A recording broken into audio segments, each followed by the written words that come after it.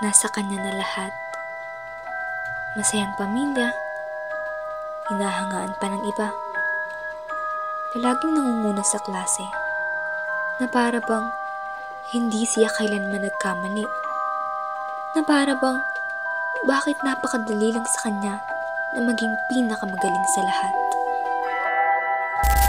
Pero sa kabila ng lahat, hindi siya ligtas sa pangungutya ng iba. Biktima si Sofia. Biktima ng mga taong walang ibang ginawa kundi ang pahirapan siya.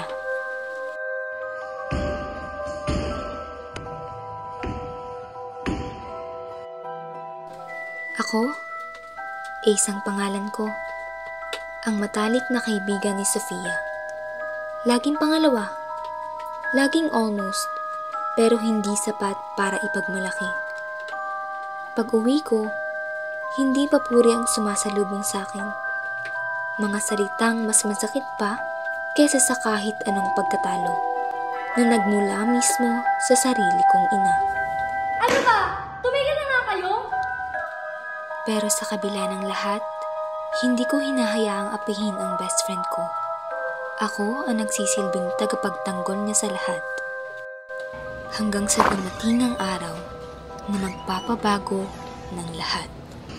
With a heart full of guilt, I share the news of the untimely passing of your cherished classmate, Sofia. Ngayon na hindi pa matukoy ng mga pulis kung sino ang may gawa nito. Alam kong lahat kayo ay epektado sa pangyayaring ito. Kaya makakauwi na kayo. Mag-iingat kayo lahat. Grabe mo niya sa plastic na napakaganda!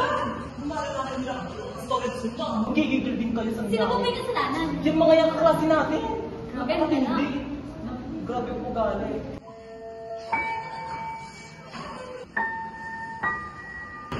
Okay ka na.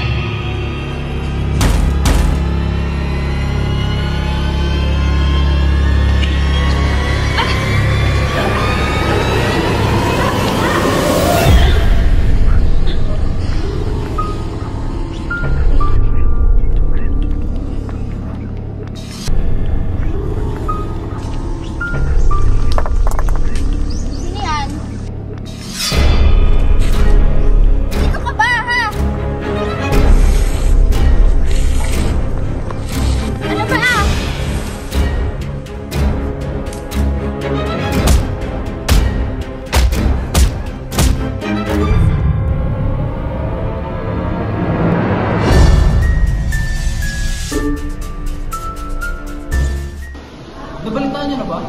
Oo, Pes. Grabe ang kaya ng mga nangyayari sa kanila. Una si Sophia, sunod si Jess at Steve. Ayun si Danica naman. Sino kaya susunod? Pansin mo ba? Parang simula nung nawala si Sophia, isa-isa na rin nawala yung mga teachers sa kanya. Eh di ibig sabihin, si Lloyd at si Aris na ang sunod. Tigilan nyo na nga yan. Bakit pa kami yung sinisisi nyo? Eh, wala nga kami ginagawa ko sana. Kami na nga itong namatay ng kaibigan. Ganyan pa kayo.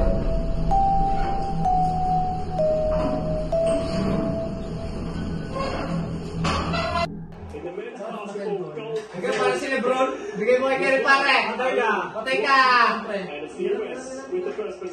Hey, Ben! Usman!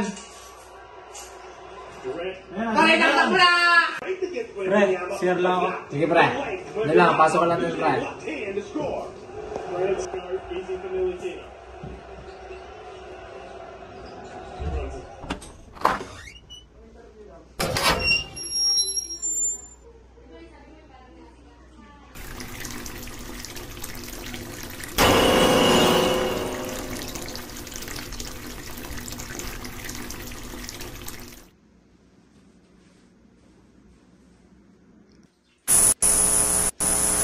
Bakit ganito ang ilaw nyo?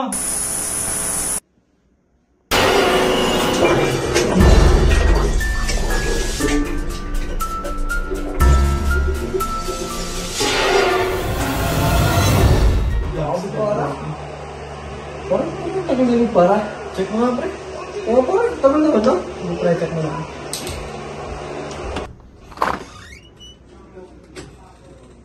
Uy, Lloyd! Pre! Lloyd! Lloyd! Lloyd! Lloyd! Lloyd!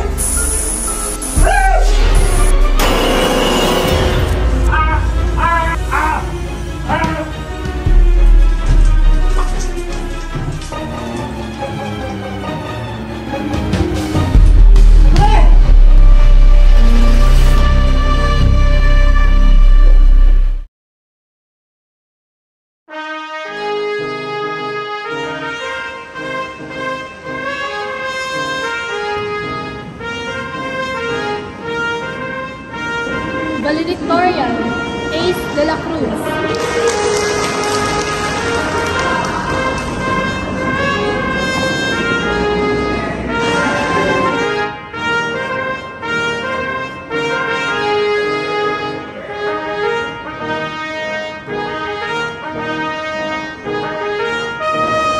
Sobrang proud ako sa anak.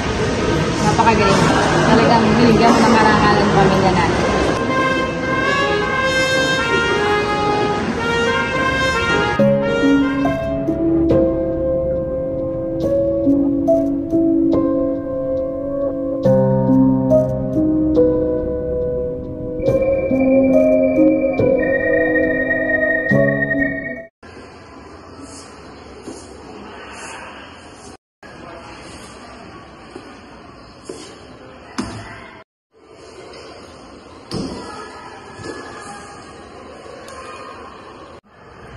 Ayun.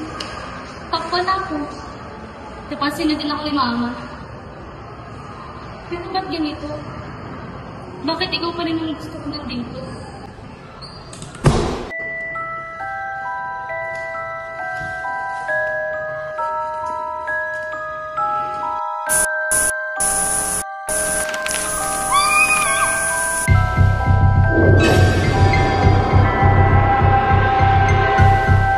Hindi ko kailangan ng may dalawa. Ang gusto ko na, malaman kung bakit. Nay, may good news ako. Ano? Top 2 ako. Top 2 na naman?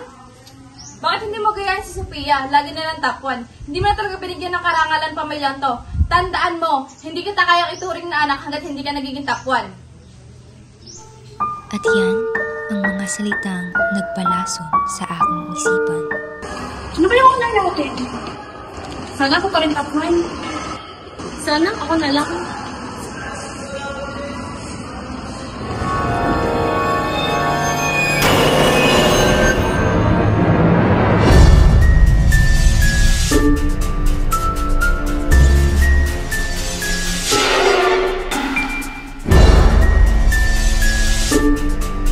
Ngayong wala ka na, top 1 na ako. Eh, pagkatapos sa buhay ko eh.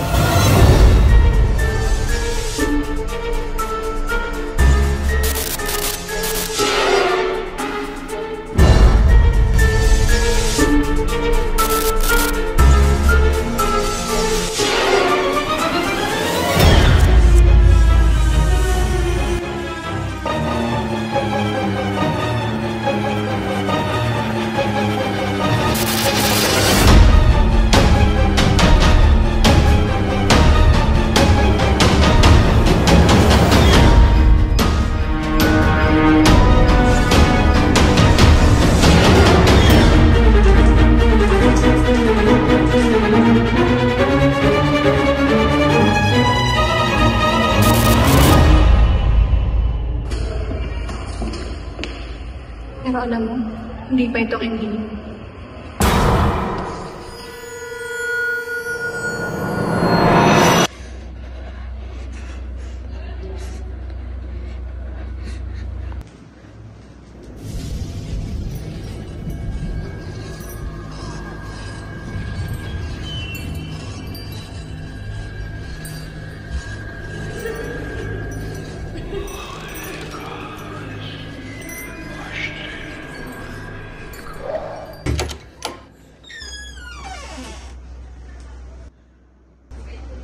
Mabisita ka pala. Patay ka na. Pinatay na kita. Ito oh. Top 1 na ako. Araw-araw niyang ginagawa yan. Sabi niya, top 1 daw siya.